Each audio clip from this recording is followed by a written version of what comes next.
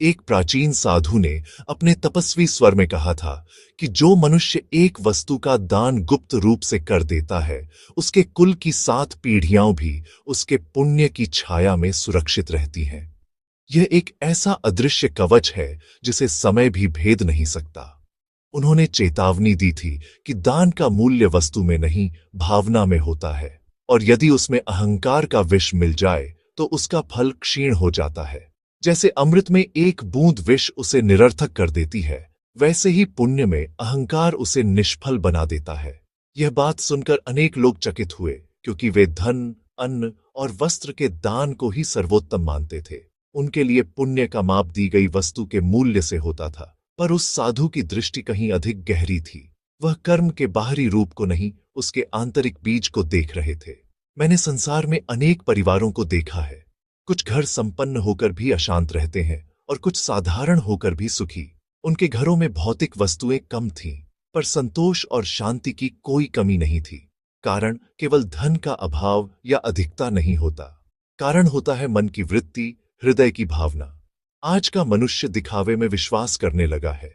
यदि वह दान करता भी है तो चाहता है कि लोग उसका गुणगान करें, सामाजिक माध्यमों पर उसकी प्रशंसा हो। वह सहायता कम, प्रदर्शन अधिक करता है। यही वह सूक्ष्म दोष है जो पुण्य को भी निष्फल कर देता है। प्रथम बात, दान का अर्थ समझना आवश्यक है। अधिकांश लोग दान को केवल वस्तुओं से जोड़ते हैं। वे सोचते हैं कि जितना अधिक धन दिया जाए उतना अधिक पुण्य मिलेगा। यह एक अधूरा सत्य है। परंतु यदि उस दान के साथ मन में गर्व हो तो वह दान नहीं, प्रदर्शन बन जाता है। मैंने ऐसे लोगों को देखा है जो अन्न दान करते हैं, पर उसी क्षण उसका वर्णन 10 लोगों से कर देते हैं। उनका उद्देश्य सहायता से अधिक प्रतिष्ठा होता है। ऐसे दान से क्षणिक प्रशंसा तो मिल सकती है, पर स्थायी फल नहीं, क्योंकि उसकी जड़ें गहरी नहीं होती। दूसरी बात, दान के साथ मौन का महत्व। जब कोई व्यक्ति चुपचाप किसी जरूरतमंद की सहायता करता है और उसके बाद उस घटना को अपने हृदय में ही रखता है, तब वह सहायता सच्चे अर्थों में पवित्र बन जाती है। वह एक प्रार्थना का रूप ले लेती है। एक परिवार में मैंने देखा कि गृह स्वामिनी प्रातःकाल किसी अज्ञात वृद्धा के द्वार पर अन्न रख आती थी। किसी को इसकी जानकारी नहीं थी, न पति को, न बच्चों को। वर्षों तक यह क्रम चलता रहा। यह उसका निजी मौन पुण्य था। उस घर में कभी अन्न का अभाव नहीं हुआ। वहां सदैव संतोष का वातावरण रहा। बच्चे संस्कारी और विनम्र बने। यह मौन दान ही उस घर की रक्षा कर रहा था, एक अदृश्य शक्ति बनकर। तीसरी बात, दान में अहंकार का त्याग। कभी कभी पति या पत्नी में से कोई एक सहायता करता है और फिर घर में उसका उल्लेख बार बार करता है। मैंने यह किया, मेरे कारण यह हुआ। इससे दूसरे के मन में या तो हीनता आती है या असंतोष। दाम्पत्य जीवन में त्याग और सहयोग का भाव होना चाहिए, प्रतिस्पर्धा का नहीं। मैंने नहीं, हमने की भावना होनी चाहिए। यदि दान भी प्रतिस्पर्धा या अहंकार का कारण बन जाए तो वह पुण्य नहीं रह जाता। परिवार में शांति तभी रहती है जब पुण्य भी विनम्रता से किया जाए, जब अच्छे कर्मों का श्रेय एक दूसरे को दिया जाए। चौथी बात, दान का प्रभाव केवल बाहर नहीं, भीतर भी होता है। जब मनुष्य गुप्त रूप से किसी की सहायता करता है तो उसके भीतर करुणा और संतोष का दीपक जलता है। यह एक ऐसी आंतरिक ज्योति है जो बाहर के अंधकार को दूर करती है। यह दीपक उसके स्वभाव को कोमल बनाता है, उसके शब्द मधुर होते हैं, उसका व्यवहार सरल होता है। ऐसे व्यक्ति के घर में कलह कम होती है, क्योंकि जिसने दूसरों का दुख समझा है वह अपने घर में भी संयम रखता है। वह जानता है कि शांति कितनी मूल्यवान है। वह छोटी छोटी बातों पर क्रोधित नहीं होता। उसका हृदय विस्तृत हो जाता है, जिसमें सबके लिए स्थान होता है। अब प्रश्न यह उठता है कि वह एक वस्तु क्या है जिसका गुप्त दान 7 पीढ़ियों को फल देता है। वह कौन सा दान है जो धन, अन्न और वस्त्र से भी श्रेष्ठ है। यहाँ थोड़ी गंभीरता आवश्यक है, क्योंकि यह अंतिम और सबसे महत्वपूर्ण बात है। यह वह रहस्य है जिसे साधु ने अंत में प्रकट किया। वह वस्तु है अहंकार।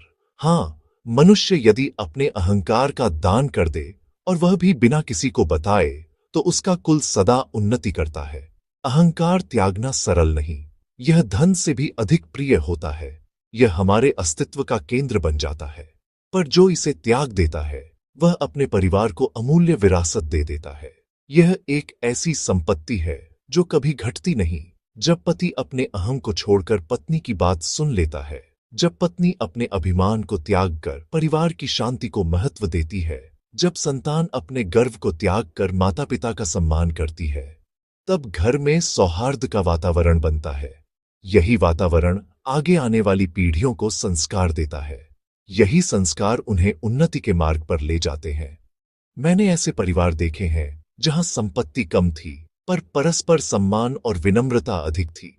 वहां बच्चों ने माता पिता को झुकते देखा, त्याग करते देखा, मौन दान करते देखा। वही बच्चे बड़े होकर समाज में प्रतिष्ठित हुए। उनकी सफलता केवल परिश्रम का फल नहीं था, वह उन संस्कारों का परिणाम थी जो उन्हें विरासत में मिले। वह उस मौन अहंकार दान का फल था। इसके विपरीत, जहां दान भी दिखावे के लिए हुआ, जहां हर पुण्य का प्रचार हुआ, जहां मैं शब्द का प्रयोग अधिक हुआ, वहां धीरे धीरे अहंकार बढ़ा और अहंकार ने संबंधों को तोड़ दिया। संपत्ति होते हुए भी परिवार बिखर गया क्योंकि उन्हें जोड़ने वाला प्रेम और सम्मान का धागा टूट चुका था। आज एक छोटा मौन उपकार कीजिए। किसी पड़ोसी के लिए चुपचाप कोई कार्य कर दीजिए। किसी विद्यार्थी की सहायता बिना नाम बताए कर दीजिए। अपने घर में किसी की भूल को बिना जताए क्षमा कर दीजिए। अंततः यही सत्य है, दान का मूल्य वस्तु में नहीं, भावना में है। और भावना की शुद्धता मौन से सुरक्षित रहती है। यदि मनुष्य अपने अहंकार का गुप्त त्याग कर दे, यदि वह बिना किसी को बताए किसी की सहायता कर दे, यदि वह अपने पुण्य को अपने हृदय तक सीमित रखे, तो उसका घर आशीर्वाद से भर जाता है। ऐसा घर केवल वर्तमान में ही नहीं, आने वाली 7 पीढ़ियों तक सम्मान और उन्नति का आधार बनता है। यह एक ऐसा वृक्ष है जिसकी जड़ें गहरी और फल मीठे होते हैं। इसलिए स्मरण रखें, सबसे बड़ा दान धन का नहीं, अहंकार का है। और सबसे बड़ा पुण्य वही है जिसका साक्षी केवल परमात्मा हो।